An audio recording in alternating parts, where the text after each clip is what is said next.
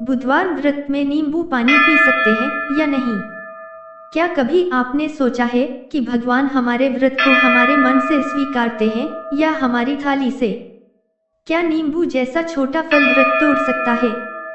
आज की इस कथा में हम समझेंगे, क्या बुधवार व्रत में नींबू पानी पी सकते हैं या नहीं? अगर गलती से पी लिया तो क्या व्रत टूट जाता है?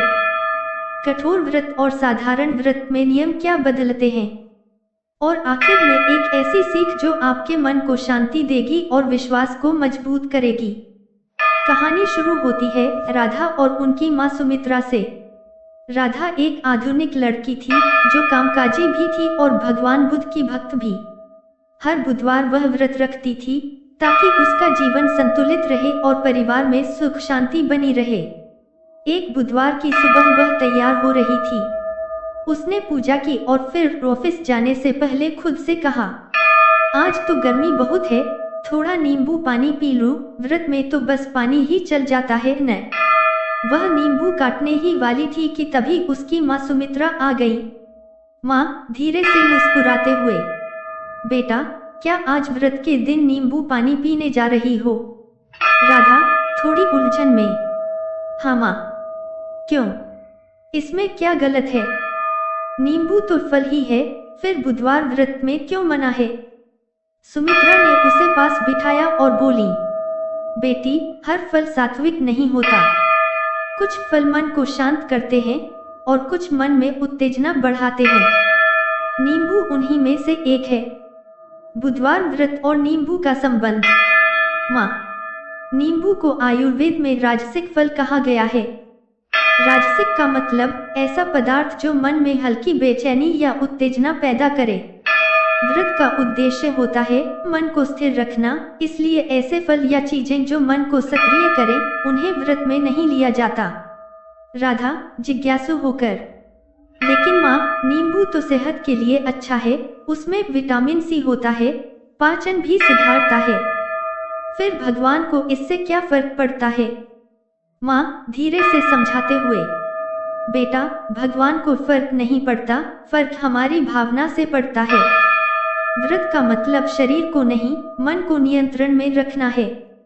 जब हम नींबू जैसे तीखे या खट्टे फल लेते हैं तो मन में रजोगुण बढ़ता है और रजोगुण हमें भक्ति से हटाकर भोग की ओर ले जाता है।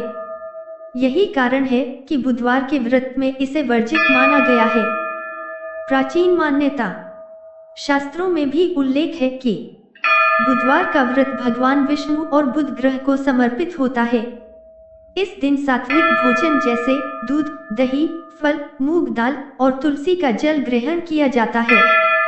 खट्टे पदार्थ जैसे नींबू, इमली या टमाटर मना किए गए हैं क्योंकि इन्हें राजसिक और तामसिक श्रेणी में रखा गया है। कठोर व्रत बनाम साधारण व्रत।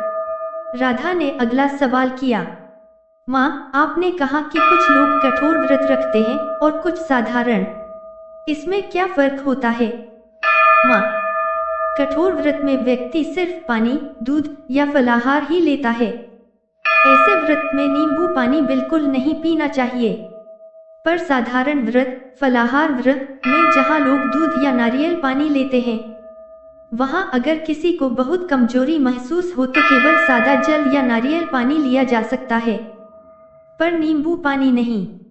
राधा का सवाल, अगर मैंने गलती से नींबू पानी पी लिया तो क्या मेरा व्रत टूट गया?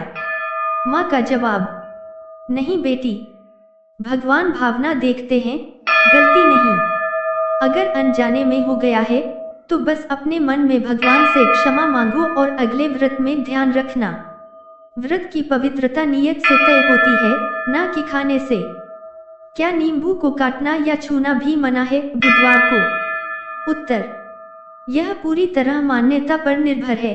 कुछ लोग बुधवार को नींबू नहीं काटते क्योंकि इसे बुध ग्रह का प्रतीक माना गया है। कहते हैं कि नींबू काटने से बुध की कृपा कम होती है। पर अगर किसी को खाना बनाना जरूरी है तो बिना अंधविश्वास के साफ नियत से इस्तेमाल किया जा सकता है, लेकिन व्रत के दौरान सेवन न करें। क्या बुधवार के व्रत में नींबू की जगह कुछ और ले सकते हैं? उत्तर, हाँ बिल्कुल। अगर गर्मी हो और शरीर में ताजगी चाहिए तो नारियल पानी, तुलसी जल या शहद मिश्रित पानी ले सकते हैं। ये तीनों सात्विक और पवित्र माने गए हैं। अगर किसी ने नींबू का रस किसी खाने में डाल दिया और वो खा लिया, तो क्या व्रत टूट जाता है? उत्तर: अगर ऐसा अनजाने में हुआ है, तो व्रत नहीं टूटता। शास्त्रों में कहा गया है, अजानते कृते पापे न दोषो भवति क्वचित्, अर्थात अनजाने में हुई गलती का दोष नहीं लगता। बस भगवान से मन में क्षमा मांग ले और अगले बार सावधानी रखें। क्या बुधवार व्रत में नींबू का प्रयोग पूजा में किया जा सकता है? उत्तर: नहीं। पूजा या भोग में नींबू, लहसुन, प्याज या कोई भी खट्टा पदार्थ वर्जित है। भगवान बुद्ध और विष्णु को हमेशा सात्विक भोग जैसे तुलसी पत्ता, दूध, गुड़, फल या हलवा प्रिय है।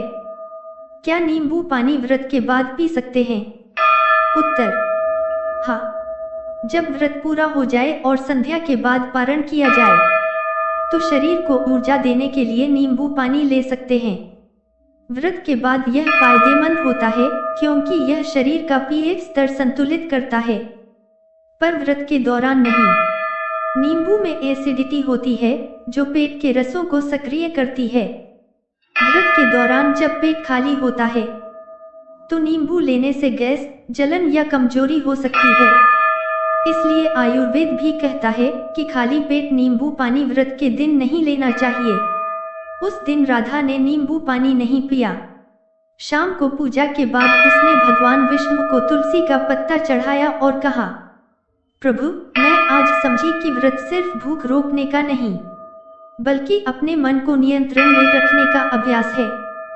तभी उसे एक शांति का अनुभव हुआ, जैसे मन भीतर से हल्का हो गया हो। और यही व्रत का असली फल था। व्रत केवल पेट के लिए नहीं, यह मन के संयम और आत्मशुद्धि का माध्यम है।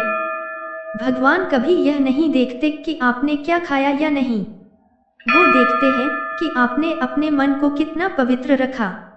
इसलिए अगर अगली बार आप व्रत में कुछ छोड़ें, तो उसे त्याग के रूप में नहीं, प्रेम के रूप में छोड़ें। क्या आपने भी कभी ऐसा अनुभव किया है, जब आपने किसी व्रत का पालन श्रद्धा से किया और मन को शांति मिली? अपना अनुभव नीचे कमेंट में जरूर लिखिए।